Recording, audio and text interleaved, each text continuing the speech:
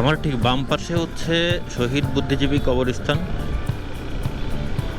যেটা খুব বেশি দিন হয় নাই, 10 বছর মতো হলো আর কি। এর আগে এখানে নদী ছিল এবং কিছু আবাসিক হোটেল আবাসিক বাড়ি ছিল আর কি।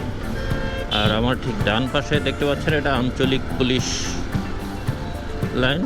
এখানেও কিছুদিন হলো যে এটা আসলে এই পাশের যে ঢাকার এই পাশের যে স্থাপত্যগুলো হয়েছে সেটা খুব বেশি পুরাতন না বা খুব বেশি আগের না, একদম কয়েক বছরের। এই আওয়ামী লীগ সরকারের পরেই এগুলো নতুন করে হয়েছে আর কি। আমার ঠিক ডান পাশে একটা সুইমিং পুল আছে, সুইমিং পুলটা ছোটোখাটোর ভিতরে খুব ভালো।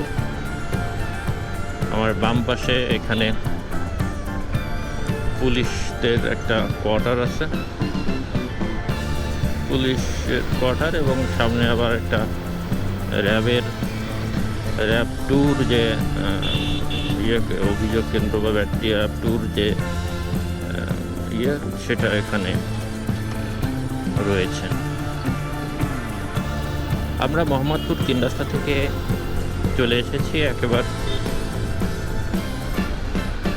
বসিলা ব্রিজের কাছাকাছি।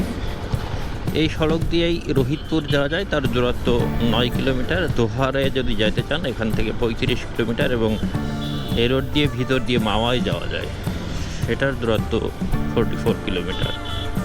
আমার ঠিক বাম পাশে যে রোডটা দেখতে পাচ্ছেন, এই পাশে একটা আবাসিক এরিয়া আছে, ওয়েস্ট ধানমন্ডি আবাসিক এরিয়া, এবং আমার ডান পাশে হচ্ছে আর একটা আবাসিক এরিয়া। ঠিক ব্রিজের ডান পাশে বা বাম পাশে এটা সে মূল বসিলা, সেটা হচ্ছে এই দিকে মূল বসিলার যেটা বলে আর কি। আসলে ব্রিজ পার হয়ে গেলে আর ঢাকা থাকে না, ওটা কেরানীগঞ্জ হয়ে যায়, সিটির বাইরে। তো আমরা এখন ব্রিজে উঠে গেলাম, ব্রিজ থেকে পার হলেই কিন্তু কেরানীগঞ্জ শুরু। কেরানীগঞ্জ, আটি বাজারটার এসব এদিকে। এই ব্রিজটাও খুব বেশি দিন না, এই ব্রিজটা 2011 সাল 10 না 11 সালের দিকে এটা উদ্বোধন হয়েছে।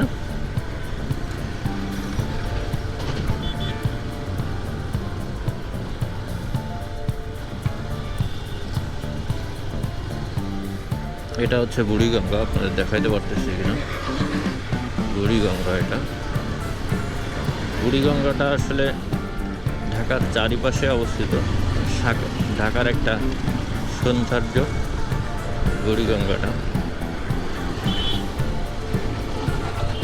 আমি যখন প্রথম এই ব্রিজটা পার হই 2011 সালে, তখন একটা বা দুইটা সিএনজি দেখা যেত, সাইকেল দেখা যেত কয়েকটা, কিন্তু আর তেমন কোনো গাড়ি বা কোনো কিছুই দেখা যেত না। পরবর্তীতে আমি 2019 সালে এসে ওই পাশে বাসা নেওয়ার পরে এদিকে প্রচুর আসছে, তখনও গাড়ির চাপ কম ছিল, আস্তে আস্তে গাড়ির চাপ বাড়তে থাকে। তো এখন শেষ মুহূর্তে এমন একটা পর্যায়ে চলে এসেছে যে এখানে রাস্তার তুলনায় গাড়ি হয়ে গেছে 3 থেকে 4 গুণ। সেই জন্য আমি এখান থেকে বাসা শিফট করে আমি ঢাকা উদ্যানে চলে গেছি, কারণ এদিকে মাঝে মাঝে সকালবেলায় খুব জ্যাম সৃষ্টি হয়ে যায়, আর এই জ্যামের জন্য আমার আধা ঘন্টা থেকে 45 মিনিট বেশি সময় লাগবে। তো সেইটা আমার এখন লাগছে না, আমি খুব সহজে এখন অফিসে চলে যেতে পারি। এটা হচ্ছে এখানকার, আমি প্রথমে বলছিলাম যে এখানে বাসা ছিল, কেন ছাড়লাম সেটার জন্য আমি বলে দিলাম। ডান দিকে সাভারে যাওয়া যায়, এবার বাম দিকে এটা কেরানীগঞ্জের মধ্যেই পড়েছে।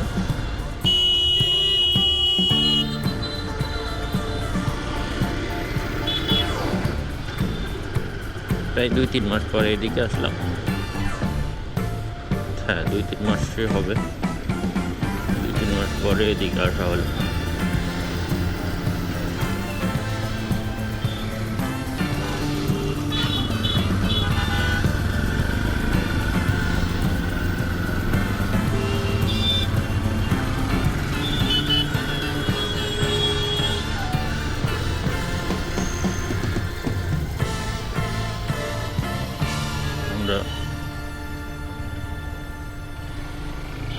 চলে এসেছি কাছাকাছি। এখান থেকে অল্প একটু দূরত্ব।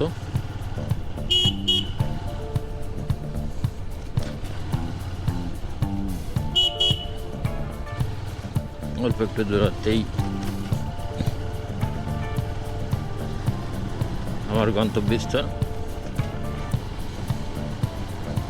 ঢাকা থেকে একটু সাইডে হওয়াতে একটু নিরিবিলি, খুব ভালো, সব মিলিয়ে খুব ভালো পরিবেশ। এখানে 100 কাটার উপরে 10টা বিল্ডিং তৈরি হচ্ছে এবং শেয়ার বিক্রয়ের মাধ্যমে বিল্ডিংগুলো উঠবে।